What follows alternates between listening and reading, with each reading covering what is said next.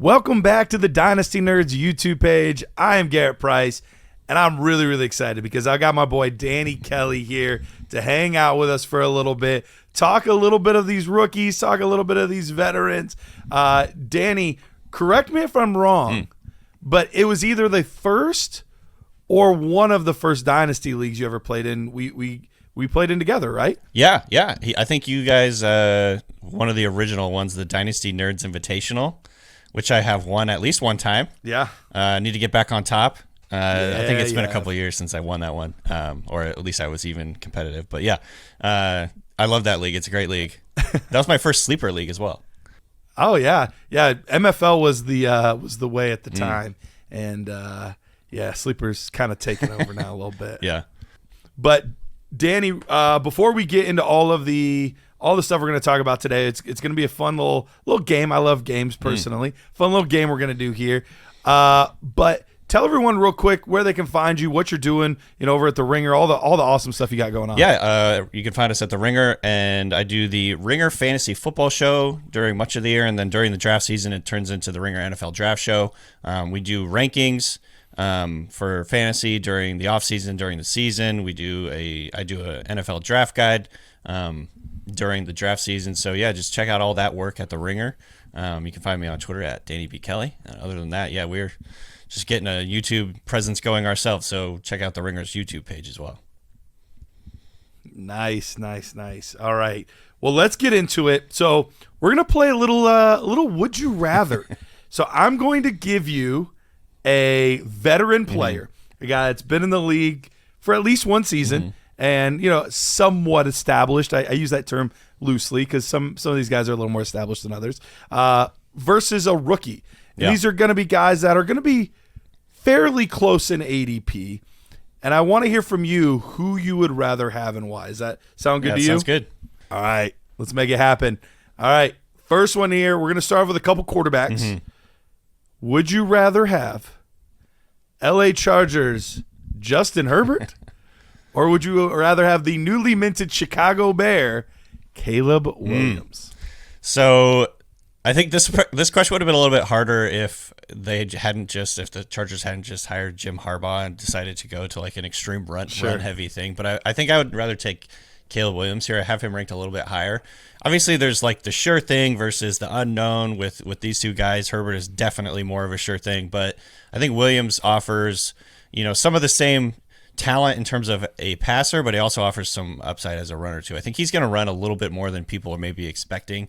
He's a really good scrambler. I think he could score some touchdowns, just his ability to scramble in the red zone. So I would go with the upside around Caleb Williams. I think, trading Justin Herbert for 101 is I think perfectly acceptable. I think people would probably be fine with that. The value here is pretty close, but I'm going with the upside for Caleb Williams Springs because I think he could be more of a dual threat guy. I think he's probably going to pass a little bit higher volume, in the short term, into short intermediate term.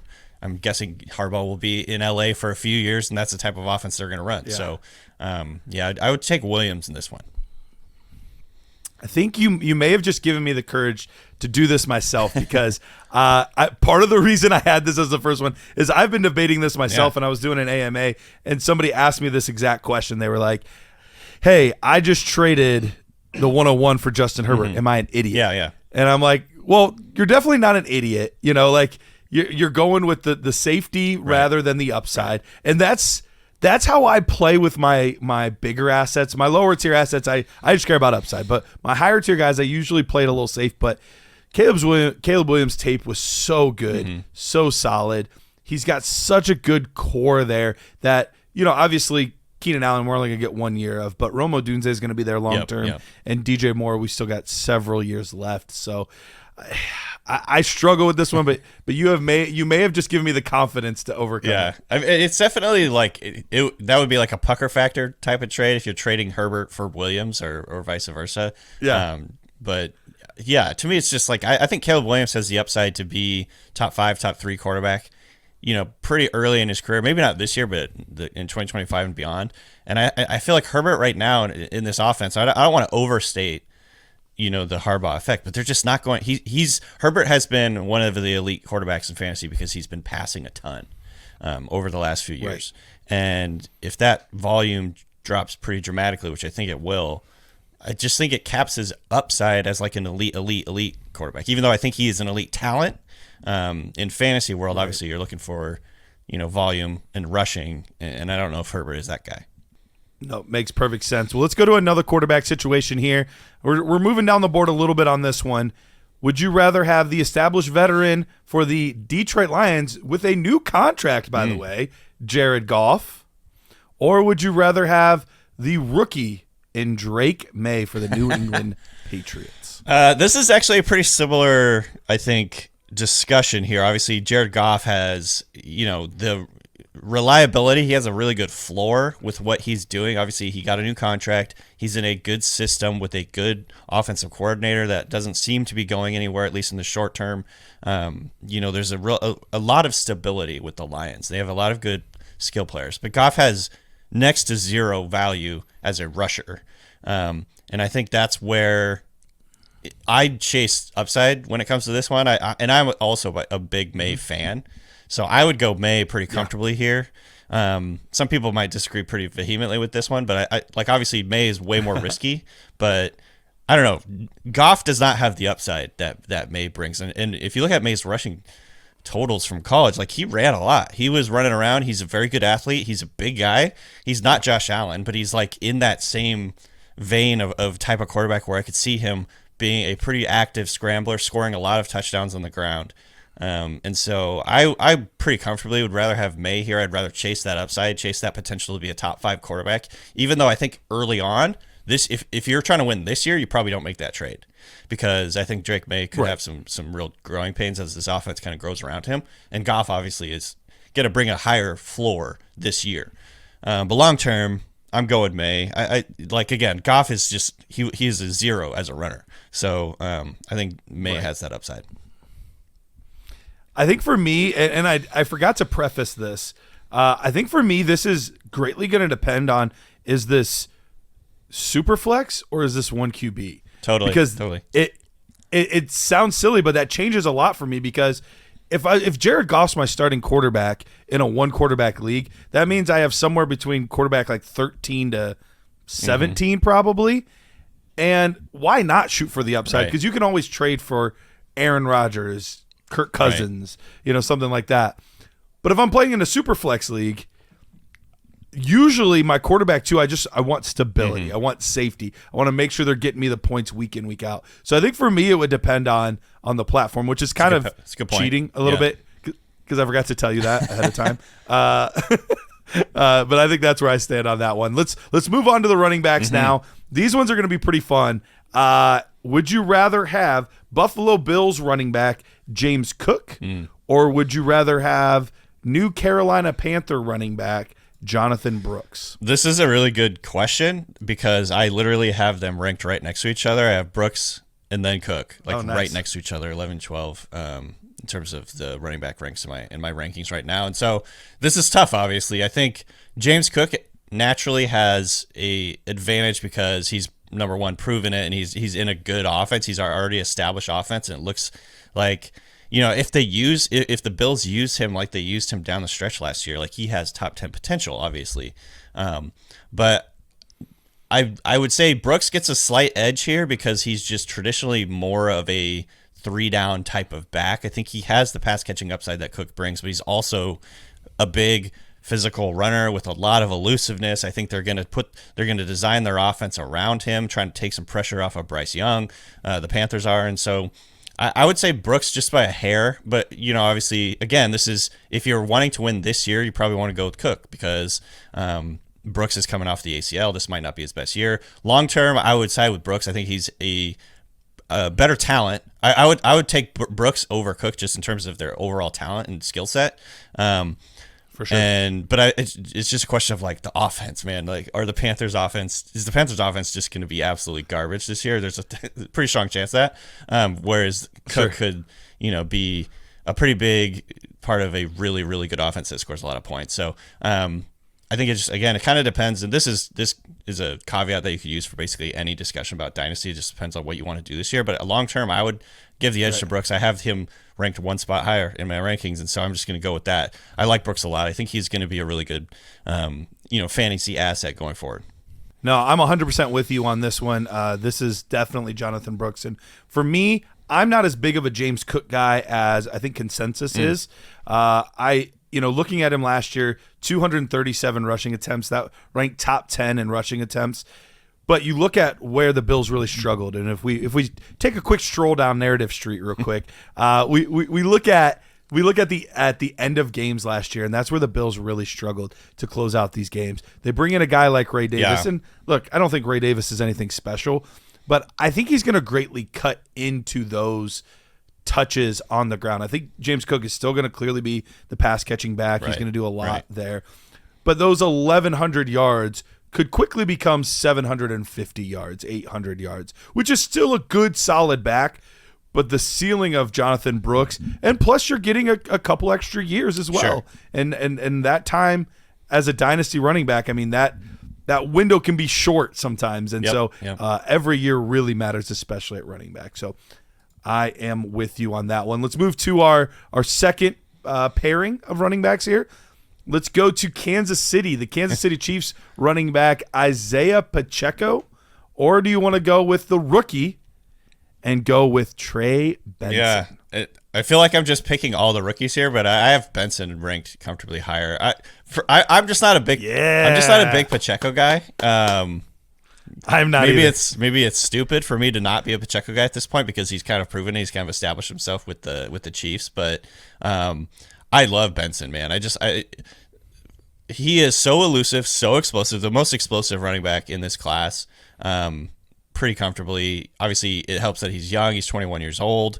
Pacheco is already 24. That's another variable, like you just mentioned, that he's going to be around a little bit longer. I think Benson's future in this Cardinals offense could be really, really special in terms of maybe not this year, probably not this year, but once James Conner is gone, Benson has a chance to be the lead back in a really good offense. So obviously, Pacheco has that right now. He's the lead back in a really good offense. But I think Benson could be in the same vein in an offense led by Kyler Murray with Marvin Harrison. They got Trey McBride. This is an ascending offense, and I don't know, for whatever reason I just can't get on the Pacheco train. I think he's a good player, but he's not a guy that I'm trying to trade for. You know what I mean? If I have him, definitely excited. Yep. But he's not a guy I'm going after because I think there is still that fear of replaceability when it comes to guys that are undrafted or late round picks. It's and I don't think he's necessarily proven to be a true special talent. He's a good hard runner, but that would kind of worry me longer term. Yeah, we're in total lockstep here. I'm not the biggest Pacheco guy either, especially guys that just have the two down profile are always just a little worrisome for me. Where I think Trey Benson has the opportunity to be a 3-down back in this Arizona Cardinals offense. And seeing recently a stat, James Conner was one of the top 10 running backs in 10 plus or rushes that go for 10 yards or more. And he was 7th or something like that. And I'm thinking to myself, cool, but Trey Benson is significantly more explosive. Yeah. If James Conner's able to do that in this offense, just imagine what Trey Benson's going to do when he gets the workload. It's gonna be nuts. And they've shown that they're willing to give guys the full workload. That's exactly what I was going to mention too. Yeah. I forgot to say that. It's we've seen this team be willing, and this is with a older running back who's had some injuries in his career. They've shown the willingness to kind of just rely on this one guy and give him the full workload. So I'm very bullish on Benson. I think Benson's going to be a guy I'm going to be trying to buy after this season if he kind of plays in a rotation, because I think obviously people are going to be aware of this, but after 2024, I feel like it's going to be wheels up for Benson. And again, he was a guy that I really, really like. He was my number one running back in this class. I think, it was very close with him and Brooks. I really like Brooks too, But Benson just holds a special place in my heart. So yeah, I'm trying to pick all the rookies here. Obviously, I just got done like evaluating these guys for the last like 5 months, so it's probably a little bit of like rookie mania right now. But yeah, I like Benson a lot here. No, I'm with you, man, and it's funny because I had Trey Benson, so I do a nerd score, which is basically my tape score ahead of time, and literally there were hundredths of a point, like 500ths of a point difference between my Benson grade and my Brooks grade, whereas like there was a full point almost to the next guy. So it was just very, very close between those two players. I think both are crazy talented. But it does surprise me in rookie drafts how big the gap seems to be between Benson and Brooks. Like, to me, that gap should be much closer because it would not surprise me if Benson ends up being the more valuable back long term. Like, it would not shock me. I agree. I think people are probably looking at the draft capital. Obviously it's splitting hairs a little bit because I think Benson was the second or first pick of the third round. Second pick of the third round. So obviously, getting that second round draft capital is, historically speaking, like much more promising for a rookie running back or a young running back, and Brooks got that, and Brooks is like pretty much locked in as like this is the guy that's going to be the running back in Carolina. So I think maybe that's why people see him as like a sure thing, and I know a lot of people also just had him ranked higher, Brooks, as a overall all around talent. But man, the footwork, the explosiveness, the contact balance. The home run hitting ability, Trey Benson is just like, I just feel like he's being underrated right now. And so I totally agree with you. All right, let's move on to the wide receiver position, and I'll spoil it a little bit. I do have the veteran ahead of the rookie on this one, but it might not be the popular choice. I don't know. So would you rather have Detroit Lions superstar wide receiver, also just got paid, Amon-Ra St.Brown, or the number one wide receiver off the board this year and the highest tape score I've ever given to a wide receiver in Marvin Harrison Jr.? Who you got? Well, I have Amon-Ra St.Brown ranked higher by about 9 spots overall. Oh, wow. Okay. So Amon-Ra is my wide receiver 4. Harrison is my wide receiver 7. I think you're splitting hairs, though, when it comes to a lot of it, because you got Garret Wilson in there. You got A.J. Brown in there. And let's see here. Who am I missing? That's it. Those are the guys that are kind of like in the middle here. Right in between them. And, I mean, I wouldn't care if you like Harrison more than any of these guys. Like, it wouldn't shock me. I wouldn't probably try and talk you out of it if you wanted to trade Amon-Ra for Marvin Harrison. I love Marvin Harrison. But I think Amon-Ra has proven it. Like, he's been one of the most reliable, big-time scorers. He's a great talent. He's in the perfect system where he is the go-to guy, and that does not feel like it's going to change. I still feel like Marvin Harrison has got to prove it a little bit. I think it's just more like it's a reliability versus upside thing. I think Harrison has a chance to be an elite receiver. Obviously, I love him, but I mean, Amon-Ra has done it already for multiple years, and so it's just taking like what versus it's like two in hand versus one in the bush or whatever the expression is. A bird in hand versus two in the bush. What's the expression? Two in the bush. Bird in the hand versus two in the bush. I think you're right. There's birds, there's bushes. I don't know, some shrubbery in there. It does not sound right. I feel like the comments are just going to eat us alive. But anyways, I think it's just like a proven factor here. I love Harrison, but like there's a few variables that we just don't know about. Like, is he going to have great chemistry with Kyler? Like, how are they going to utilize him? Is he going to be as good as everyone thinks he is? I believe that he will be, but like, Amon-Ra is he's already done it for multiple years. By the way, he's not even that old. He's 24 years old. So it's not like he's getting close to the age cliff even remotely. He's got another 5 years probably where he's going to be an elite alpha receiver. So, I have Amon-Ra higher, but again, I wouldn't quibble if you would rather have Harrison. I think they're pretty close. Yeah, and this is one where I was talking with the other guys on the Dynasty Nerds podcast, and they both had Marvin Harrison Jr. over Amon-Ra St.Brown, and I could understand why. Like, when you look at him as a prospect, he's the 1-1. Like, he is the best wide receiver prospect that I've scouted as far as my score goes. So I can't be mad at anybody for saying like, yeah, he's instantly a top 5 asset at the position. He's like I can't be mad at that. But if you told me that Marvin Harrison Jr. numbers wise, obviously drastically different players, but if you told me numbers wise that Marvin Harrison Jr. turns into Amon-Ra St.Brown, I'm very happy with that. Right. So why not just take Amon-Ra St.Brown? So I think that's the tricky part, and I get it. Maybe he could be the one to ascend above the Justin Jeffersons and whatnot, but that's a big thing to ask out of anybody. So we'll have to wait and see. But I'm with you. Last one here. We're at the wide receiver position. We've got and you're a Seattle Seahawks fan, right? I am, yeah. All right, so a Seahawks fan and a Buckeye fan. So, there's a little homerism here. Jaxon Smith-Njigba. Oh, yeah. For the Seattle Seahawks.